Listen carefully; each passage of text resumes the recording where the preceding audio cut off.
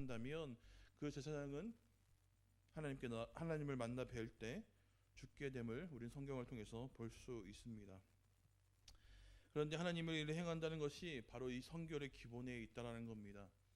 우리가 하나님께 나아갈 때 이 깨끗함을 가지지 못한다면 결국 그 무엇 하나 하나님의 일들을 행할 수 없게 된다는 것이죠. 그러니 우리가 너무나 잘 알고 있듯이 우리가 하나님을 만나기 위해서 예배의 자리에 나아갈 때 우리가 해야 하는 것이 반드시 바로 이 회개의 성결을 의미하고 있습니다. 우리는 회개를 통하여서 하나님께 나아갈 때 분명히 우리 안에 있는 더러운 것들을, 우리 안에 있는 죄악들을 깨끗이 씻어내야 합니다. 왜냐하면 그것이 하나님께 나아가기 위한 우리의 가장 기본적인 작업이요, 또한 우리의 깨끗하여짐을 통하여서 하나님을 온전히 만날 수 있게 되기 때문입니다. 이렇게 하나님께서 명하신 모든 것을 마치고 나니 하나님의 영광이 그 성막에 가득하였다라고 표현을 합니다. 하나님께서 기뻐하시는 대로 모든 것이 그의 말씀을 따라 준비되었고, 그리고 그 준비가 마쳐졌을 때 하나님께서는 그곳에 임재하셨고 그곳에 영광이 가득하게 하셨습니다. 하나님의 영광이 가득했다는 것은 과연 무엇을 말하는 것일까요? 영광이라는 단어는 성경에 부, 지위, 풍성함, 그리고 주권을 나타내는 데 사용되기도 합니다.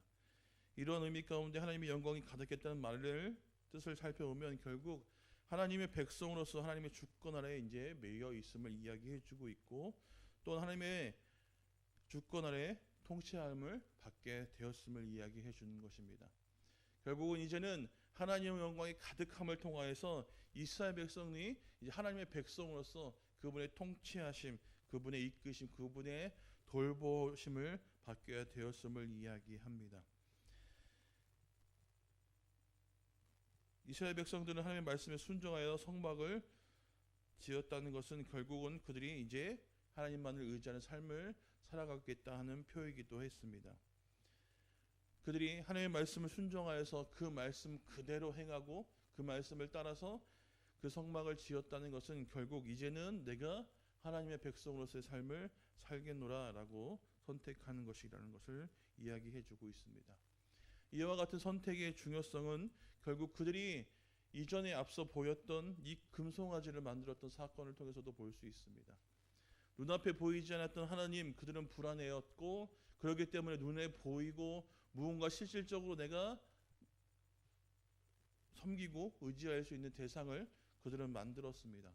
그런데 눈에 보이는 그 금송아지는 아무것도 이루어주지 못하였고, 오히려 그것을 섬기던 이스라엘 백성들은 3,000명가량이나 되는 사람들이 죽임을 당하게 됩니다. 그러한 선택지와 그리고 이제 하나님을 믿고 의지한다는 것이 무엇인지를 알게 된 그들은 결국 하나님의 말씀을 따라 하나님의 백성으로서 삶을 선택하게 되었다는 것입니다. 그들은 이제 깨달았습니다. 하나님의 백성으로 사는 것이 자신들의 목숨을 보존하는 것이며, 또한 눈에 보이지 않지만 아무것도 이루어지지 않는 금송아지가 헛된 것임을 알게 되었다는 것이죠. 하나님의 임재의 상징인 구름은 그들로 하여금 하나님을 바라볼 수 있게 하였습니다. 뿐만 아니라 구름이 성막 위에 있음으로 인하여서 그들은 그들의 갈 길을 이 구름을 통하여서 따르게 되었습니다.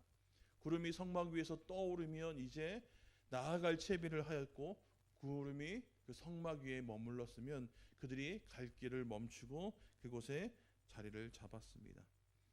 이와 같이 하나님의 통치 아래에 있기 때문에 이제는 하나님의 말씀에 순종하는, 하나님의 말씀을 따르는 삶을 살아가게 되었습니다. 그래서 하나님께서 가라고 하실 때 가게 되고, 또한 멈추라 할 때 멈추게 되게 되었습니다.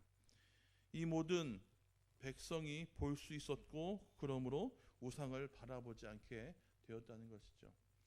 그렇기 때문에 하나님의 임재는 단순히 하나님께서 우리 가운데 더하여 주신 은혜, 그것으로 그치는 것이 아니라 우리에게 정말 하나님을 바라볼 수 있도록, 하나님을 믿고 따를 수 있도록 보여주신 하나님의 놀라우신 은혜라는 겁니다.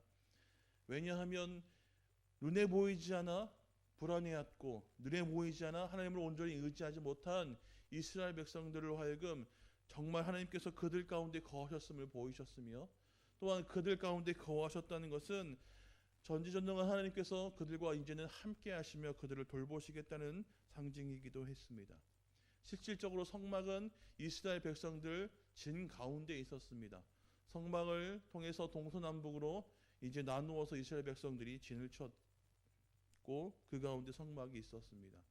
이것은 하나님께서 우리 가운데 거하셨음을 분명히 이야기해 주고 있는 것인데요. 구약 시대에는 성막을 통하여서 하나님께서 우리와 함께 계신 것, 우리 가운데 계셨음을 보이셨고, 신약에 와서는 예수 그리스도 즉 인간의 형상으로서 우리 가운데 오셔서 우리와 함께 하셨음을 보이셨습니다. 그리고 그 이후에 지금에 이르러서까지는 우리 마음 가운데 성령님으로서 함께 하시면서 우리를 다스리시고 통치해 주시고 계신다는 것이죠. 그렇다면 우리가 해야 하는 것은 무엇일까요? 그 하나님의 말씀에 순종하기 위해서 이 거룩함과 성결을 계속해서 힘써 노력해야 한다는 것입니다. 하나님의 성막은 단순히 그것으로서 하나님의 임재만 상징하는 것이 아니라 이제는 우리가 하나님의 백성으로서 삶을 살아가겠다는 것의 나타냄이라고 말씀을 드렸습니다. 그렇기 때문에 하나님의 이 성막은 거룩함을 유지해야 합니다. 또한 그곳에 나아갈 때는 분명히 우리의 성결함이 있어야 한다는 것이죠. 이와 같이 이스라엘 백성들이 하나님께 나아갈 때는 반드시 깨끗함을 상징하는 이 물두멍을 지나게 되었습니다.